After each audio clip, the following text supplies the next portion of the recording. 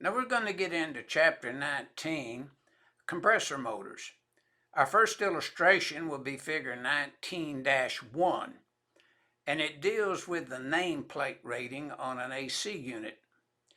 Designers and installers should always review the nameplate or know what the nameplate says.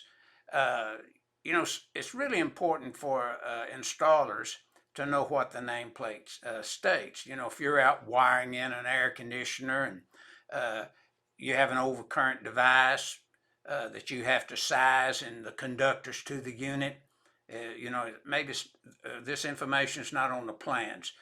Then just review your nameplate on the AC unit. And notice you have a 18.5 full load amps for the compressor motor, 90 lock rotor amps if that type of condition should occur. And then, of course, you have the compressor motor at 3.2 amps listed. Now, you have a maximum 40 amp overcurrent device stated.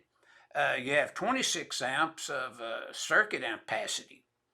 So you have to come up with the procedure that you select to size the overcurrent device and the conductors. Now 440.4c in the code outlines the branch circuit selection current, or maybe say the full load amps of each component, motor, compressor motor, condenser motor that may be present.